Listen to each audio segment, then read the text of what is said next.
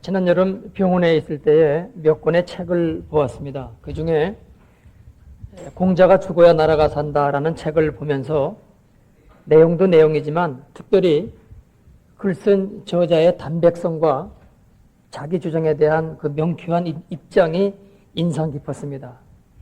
그 주장하는 것에 자기가 들어있지 않음으로 인하여 밖에서 사물을 관조하는 듯한 그런 담백성이 있었습니다. 저는 법정 스님의 글도 좋아합니다.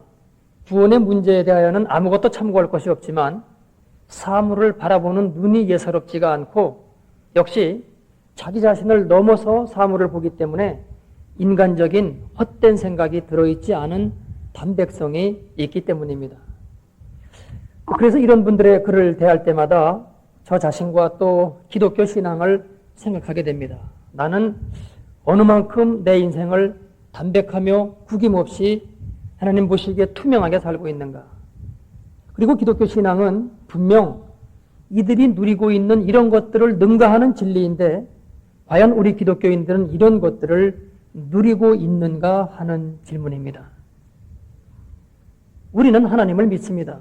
그분은 온 세상을 창조하셨고요. 그리고 지금도 성령님을 통해서 우리가 알지 못하는 놀라운 하나님의 나라를 허락하고 계십니다. 그렇다면 기독교는 이분들이 누리고 있는 정신세계를 분명히 뛰어넘는 것입니다. 이분들은 단지 하나님이 창조하신 피조세계 내에서의 정신적인 가치를 찾았을 뿐입니다. 그러나 우리는 이런 가치들을 포함한 그러면서 또한 이런 가치를 뛰어넘은 하늘의 영적인 진리까지도 갖고 있기 때문입니다. 그러나 그럼에도 불구하고 우리들 거의 모두가 이러한 경지에 들어가 있지를 못합니다. 우리의 신앙생활에 무언가 문제가 있는 것이지요. 어떤 문제일까요? 오늘의 본문 말씀은 이 문제가 과연 무엇이며 그 이유가 어디에 있느냐 하는 것을 조명해 주고 있습니다. 예수님이 부활하셨음에도 불구하고 갈릴리 바다에서 다시금 고기 잡는 일에 열중하고 있던 제자들을 예수님이 찾아가십니다. 그리고는 그 대장적인 베드로에게 당신의 사랑을 느끼게 하시면서 그의 허물을 덮어주시고 동시에 베드로 자신의 연약성을 일깨워 주시면서 당신의 사역을 맡기십니다. 베드로로서는 감사한 일이요 감격스러운 일입니다. 자신이 3번씩이나 부인하였던 그 잘못을 꾸짖지 아니하시고 그대로 다 받아주셨기 때문입니다. 그러면서 또한 그러한 그를 믿으시고 일을 맡기셨기 때문입니다. 이때 예수님이 베드로에게 당부하셨던 것이 나를 따르라 하는 말씀이죠. 19절 하반절입니다. 이 말씀을 하시고 베드로에게 이르시되 나를 따르라 하시니. 이제 그러면 베드로가 할 일은 예수님을 따라가는 것입니다. 그래서 그분이 맡기시는 일을 수행하는 것입니다. 이것이 베드로가 나의 주시라고 고백한 분에 대한 바른 처신이요 뿐만 아니라 배반하였음에도 불구하고 용서해 주신 분에 대한 바른 보답이기도 합니다. 따라서 이제 그의 시선은 예수님 한 분에게 고정되어야 합니다. 그러나 아닙니다. 20절입니다. 베드로가 돌이켜 예수의 사랑하시는 그 제자가 따르는 것을 보니 그는 만찬석에서 예수의 품에 의지하여 주여 주를 파는 자가 누구 오니까 묻던 자러라. 여러분 이 사실은 요한복음 13장 21절로 26절에 기록되어 있지요. 거기에 보면은 여기 지금 예수의 사랑하시는 제자란 이 요한복음을 기록한 사도 요한 자신을 가리킵니다. 그리고 이 요한은 그때에 예수님이 제자들과 마지막 만찬을 가졌을 때에 예수님의 품에 의지해서 예수님을 팔 자가 과연 누구냐고 물었던 일이 있습니다.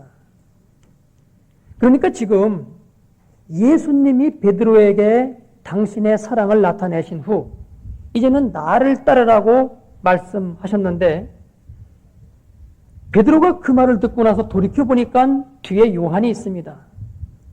그때 베드로의 관심이 요한에게로 향합니다. 그래서 나를 따르라는 예수님의 말씀에 대한 응답은 없이 자기의 관심이 가는 쪽으로 그 생각이 옮겨갑니다.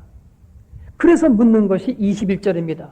이에 베드로가 그를 보고 예수께 여짜오되 주여 이 사람은 어떻게 되겠사옵나이까? 여러분, 우리들 신앙의 문제가 여기에 있습니다. 예수님만 따라가면 됩니다. 그래서 말씀에 순종하기만 하면 됩니다. 그러면 길이 열립니다. 진리를 알게 됩니다. 그리고 참 생명을 얻습니다. 그런데 우리는 우리의 관심을 늘 다른 것에 쏟습니다. 이제 문맥을 좀 바꾸어서 생각해 봅니다. 여러분, 오늘의 본문이 요한복음에서 차지하고 있는 비중이 어떻게 될까요? 우선 위치상 맨 마지막 부분에 있습니다. 그런데 요한은 이 요한복음서를 기록한 목적이 무엇이라고 했지요? 20장 31절을 보면은 오직 이것을 기록함은 너희로 예수께서 하나님의 아들 그리스도이심을 믿게 하려 하며 또 너희로 믿고 그 이름을 힘입어 생명을 얻게 하려 함이니라고 했습니다. 그래서 사람들로 하여금 예수 그리스도를 믿어서 참 생명을 얻게 하려고 이 요한복음서를 기록했다고 분명히 밝히고 있습니다. 그러면 그 20장으로 이 요한복음을 끝맺었으면 됩니다. 이미 20장까지의 말씀 가운데에 예수 믿고 구원 얻는 것에 관한 내용은 다 기록이 되어 있습니다. 그러니까 요한은 이 20장 마지막 절에서 요한복음을 기록한 목적을 기술하고 있는 겁니다. 그렇다면 21장의 역할은 무엇입니까? 21장은 왜 따라붙었습니까? 없어도 괜찮은 사족 아닌가요? 그럴 리가 없겠죠. 성경에 기록 안 해도 괜찮을 내용을 사족으로 붙여놓을 리가 있나요? 그럴 리가 없습니다. 그래서 오늘 우리는 이 요한복음 강해를 실제적으로 마치면서, 왜냐하면 여러분 다음 주에 한 번 더 살펴볼 24절 25절의 내용은 편집 후기, 에필로그 같은 것이거든요. 그래서 요한복음의 실제적인 끝맺음은 사실상 오늘 말씀에서 이루어지고 있습니다.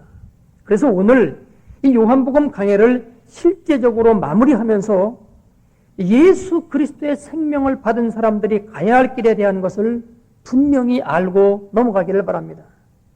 왜 우리가 하늘나라의 그 놀라운 진리를 누리지 못하고 있는 것인지, 그래서 여러분의 삶에 또 제 삶에 도전을 줄 수 있기를 원합니다. 이제 우리가 그동안 세 번에 나누어 살펴보았던 21장 내용의 그 골조, 뼈대를 다시 한번 정리해 보십시다. 예수님이 부활하신 후 베드로를 위시한 일단의 제자들이 자신들의 고향인 갈릴리로 갑니다. 그리고는 다시금 자신들의 본업인 고기 잡는 일에 매어달립니다. 그런데 예수님이 평소에 베드로에게 말씀하셨던 것은 네가 사람을 낚는 어부가 될 것이라고 하는 말씀이었죠.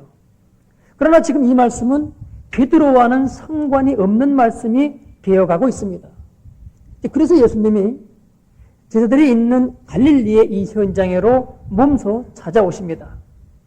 반면 고기잡이의 베테랑인 베드로는 밤새껏 한 마리의 고기도 잡지를 못하고 있습니다. 이것은 우연이 아니라 필연이라고 말씀드렸습니다.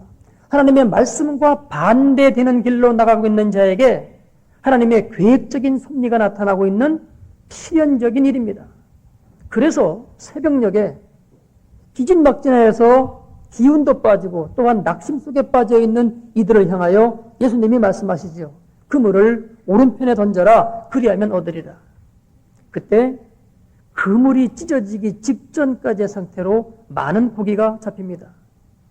그래서 이렇게 말씀에 순종하고 나니까 그제서야 예수님이 보이고, 그래서 제자들이 예수님에게로 몰려갑니다. 이때 예수님이 당신의 모습을 먼저 보이지 아니하시고 그물을 배 오른편에 던지라고 말씀으로 그들에게 다가간 그 이유에 대해서도 우리는 지난번에 살펴보았습니다. 내가 이제 곧 승천할 터이니까 이제는 너희가 육신으로서의 나를 찾지 말고 말씀으로서의 나를 찾고 만나야 한다 하는 뜻에서 말씀을 먼저 주시고 그 다음 그 사실을 증거하기 위해서 그 몸을 나타내셨던 것입니다. 그런데 제자들이 예수님께로 가니까 그때 상황에서 그들의 육신이 가장 필요로 하는 떡과 생선이, 또한 그 추운 새벽에 따뜻한 숯불이 준비되어 있습니다. 그래서 너희가 당장 먹고 살 것이 걱정되어서 다시 고기를 잡으러 나갔다만 말씀에 순종만 하거라. 그러면 이 땅에서 먹고 사는 문제는 내가 책임질 터이니 걱정치 말아라 하는 메시지가 그 속에 들어있습니다. 그 다음 이 도망자, 배신자, 실패자의 대표격인 베드로에게 3번 네가 나를 사랑하느냐고 물으시는데 그것은 꾸중이 아니라 사랑과 회복의 부르심이었고 그 속에서 제자들은 다시금 사역자로 재초청을 받고 있는 것을 보았습니다. 이제 그러면 사도 요한이 요한복음의 마지막 장인 이 21장에서 말하고 있는 가장 큰 메시지가 무엇입니까? 사역의 부르심입니다. 너희가 20장까지의 말씀에서 예수 그리스도를 믿어 구원을 얻고 참 생명을 얻었느냐? 그러나 그것으로 끝난다고 하면은 이 참 생명도 내게서 끝나고 만다. 내가 계속하여 이 생명을 전파하지 않는다면 이 생명은 더 이상 다른 사람에게 연계되지 않는다. 그렇다면 이 세상은 더 이상 소망이 없다. 그러나 내가 구원받았으면, 내가 예수 믿고 그분의 참 생명을 얻었으면 바로 내가 그 생명을 전파해야 한다. 바로 이것 때문에 요한은 지금 이 21장을 기록하고 있는 겁니다. 분량으로 보면은 20장 대 1장입니다. 그러나 우리의 신앙생활이 20장에서 끝난다고 하면은 그것은 문제입니다. 왜요? 여러분에게 생명이 들어왔는데 어째서 그 생명이 나타나지를 않는단 말입니까? 그렇다면 그것이 생명인가요? 참 생명일 수가 있습니까? 그래서 여러분, 이 21장이 사적으로 붙었다고 생각하지 마세요. 20장 대 1장이니까 별거 아니라고, 그래서 20대 1이라고 생각하지 마세요. 21장이 없으면 그 앞에 20장이 다 무의미해집니다. 생명을 낳지 않는 생명은 생명이 아니기 때문에 그렇습니다. 하나님은 우리들을 하나님의 생명을 낳게 하는 사역자로 부르셨습니다. 그래서 지금 이 21장에 있는 겁니다. 그래서 하나님의 이 일을 감당하지 않는 사람은 예수 그리스도의 생명이 과연 그에게 있느냐 하는 것을 의심할 수밖에 없습니다.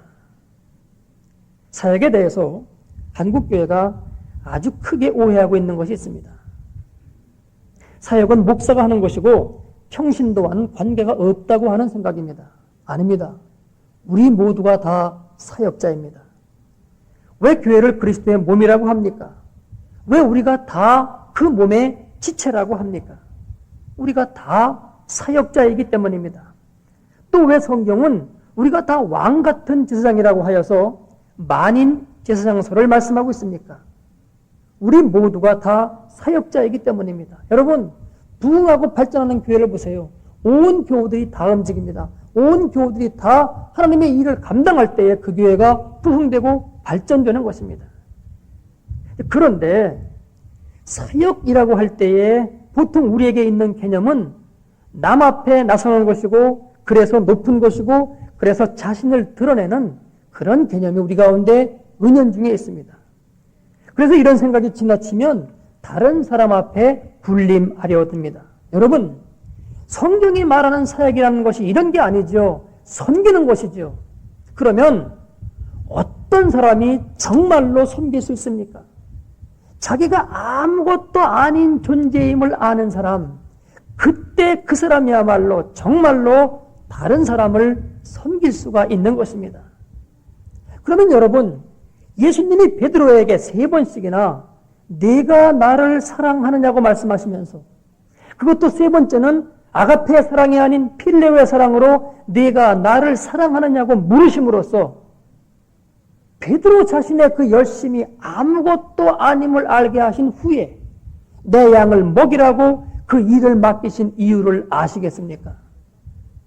우리는 보통 예수님이 베드로를 다시 부르신 내용을, 베드로가 실패했고 배신하였음에도 불구하고 예수님이 그를 용서하시고 다시 그에게 용기를 주사 재차 부르신 이것 자체에만 초점을 맞춥니다. 그래서 너희가 실수하고 실패했어도 그래도 하나님은 너희를 다시 부르시고 찾으신다. 그러니 염려 말고 주님께로 다시 나아오거라, 이렇게 말합니다.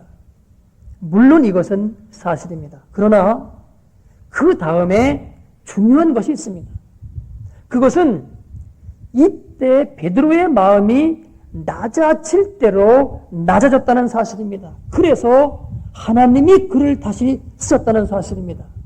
여러분, 만일에 그 마음이 낮아지지 않았다면요, 당연히 쓰시지 않습니다. 그런데 우리는 이 부분을 너무 간과하는 것입니다.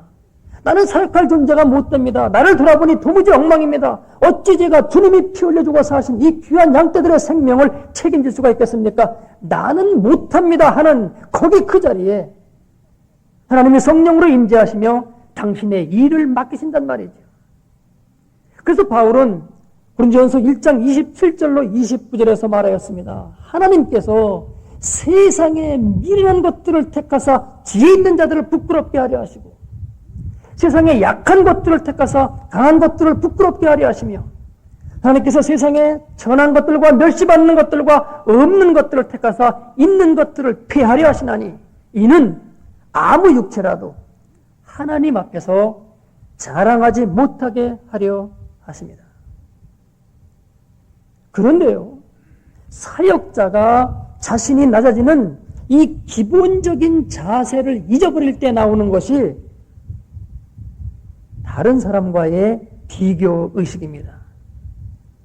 그리고 이 비교의식은 누구를 막론하고 신앙생활에 있어서 극약입니다. 왜냐하면 비교의식은 반드시 다음에 세 가지 중에 한 가지의 형태로 나타나는데 그 끝은 다 동일하기 때문입니다. 첫 번째로 내가 우월하다고 생각될 때에 그 사람은 교만으로 나아갑니다. 교만은 마귀에게 속한 것이고 그래서 그 끝은 패망입니다. 두 번째로 내가 열등하다고 느낄 때에는 시기, 질투, 원망으로 나아가고 이것이 계속되면 결국 상대방을 죽이든지 내가 죽든지 하는 결과가 초래됩니다. 세 번째로 둘이 비슷하다고 생각될 때는요, 그때는 끝없는 경쟁으로 들어가는데 그때 그 사람은 자신의 본질을 잃어버리게 됩니다. 하나님 앞에서의 자세를 잊어버렸기 때문입니다. 그래서 또한 멸망의 길을 가게 됩니다. 여러분, 교회도 마찬가지입니다. 다른 교회와 비교하면서 경쟁하면 안 됩니다. 성경이 말씀하고 있는 것은 오히려 각 지체는 서로 돕고 섬기라고 되어 있지 경쟁하라고 되어 있지 않기 때문입니다. 그래서 서로 돕고 섬길 때 모든 교회들이 함께 건강해지며 함께 성장해 가는 것입니다. 저는 우리 교회가 적어도 부산과 경남 일원의 교회를 섬길 수 있는 그런 교회가 되기를 원합니다. 특별히 서부 경남 지역을 돌아보면은 부산보다도 더 열악한 환경과 영적 상태 속에 있는 것을 발견하게 됩니다. 그래서 그곳을 생각할 때마다 제 마음에 부담이 있습니다. 지난 주간에 마례전도에서 그들이 돕고 있는 진주 지역의 한 농촌교회를 다녀왔습니다. 제가 출발 기도를 하고서는 신신부탁했습니다. 가서 말과 행동을 조심하고 그 교회를 기도와 물질 등 여러 면으로 섬기고 우리 교회가 그곳을 다녀간 것이 그 교회의 힘이 되고 위로가 되고 덕이 되도록 해달라고 하는 주문이었습니다. 또 지금 시내의 한 개척교회에서 우리 교회에 1:1 양육을 해달라고 하는 신청이 들어와 있습니다. 우리도 양육해야 하지만 동시에 그분들도 섬기면 얼마나 좋을까 하는 생각을 갖고 있습니다. 여러분, 마음과 물질과 시간을 내십시오. 그래서 다른 교회들을 우리 교회가 섬기십시다. 그때에 그 교회도 살지만 하나님은 동시에 우리 교회도 부흥시키십니다. 그래서 부산의 교계에 서로 돕고 섬기고 협력함으로써 모든 교회가 사는 그런 변화의 물결이 일게끔 하십시다. 다시 본문으로 돌아갑니다. 지금 베드로의 관심은 나를 따르라고 하는 예수님의 부르심에는 관심이 없고 경쟁 상대였던 저 요한, 예수님의 품에 안겨 또 다른 사랑을 받고 있었던 저 요한은 어찌 될까 하는 데에만 관심이 가득합니다. 그래서 주여 이 사람은 어찌 되겠삼나이까 하고 물었는데 이에 대한 예수님의 대답을 보십시오. 22절입니다.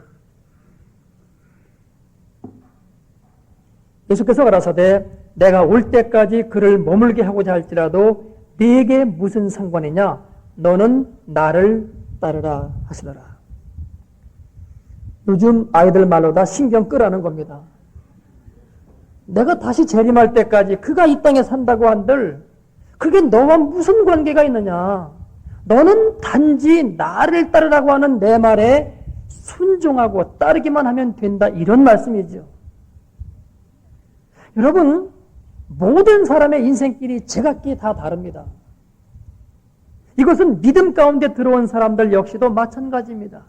예수 믿고 천국 가는 길은 다 같습니다만 그 가는 과정은 제각기라는 겁니다.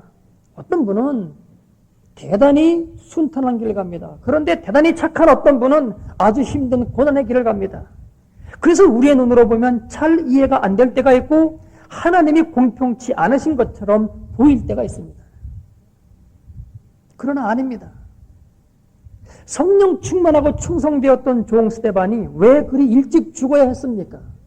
제대로 사역다운 사역도 못한 채 초기에 그렇게 돌에 맞아 죽어야 했는지 우리의 상식으로는 이해가 잘 안 됩니다. 그러나 주님은 그의 죽음 앞에서 스데반 못지않은 사도 바울을 예비해 놓고 계셨습니다. 그래서 그 신실한 스데반 집사를 죽일 때 자기가 증인으로 서 있었던 그 사실 때문에 바울은 평생 결코 교만할 수 없었고 또한 남과 비교할 수도 없었습니다. 그래서 그는 평생을 내가 복음의 빚진 자라고 하면서 내가 복음을 전하지 않으면 내게 화가 있을 것임이라고 하는 그러한 자세로 사역에 임하였고 수많은 핍박과 그리고 죽음 앞에서도 스데반을 생각하며 하나님이 예비하신 자기의 길을 갔습니다. 여러분의 길은 어떻습니까? 다른 사람에 비해서 내 길은 너무 험하고 불공평하다고 생각되십니까? 신경 끄십시오. 하나님이 여러분을 통해서 여러분만이 이룰 수 있는 일을 계획하고 계심을 믿으십시오. 그래서 우리가 해야 할 일은 말씀과 기도를 통하여 매일매일의 나를 향한 그분의 뜻에 순종하며 나아가는 일입니다. 하나님이 우리 믿음의 조상 아브라함을 부르셨을 때에 그가 그랬듯이 말입니다. 여러분 히브리서 11장 9절은 이 사실을 이렇게 기록하고 있지요. 믿음으로 아브라함은 부르심을 받았을 때에 순종하며 장래 기업으로 받을 땅에 나아갈새 갈 바를 알지 못하고 나갔으며 아브라함은 자신이 가야 할 곳이 가나안 땅인 줄을 몰랐습니다. 그저 매일매일을 하나님의 인도하심에 순종하며 갔습니다. 창세기의 기록도 동일하죠. 12장 1절을 보면은 여호와께서 아브라함에게 이르시되 너는 너의 본토 친척 아비집을 떠나 내가 네게 지시할 땅으로 가라. 이리 되어 있어서 가는 곳이 어디인지 모르는 채 매일매일 그분의 지시를 받아갔단 말입니다.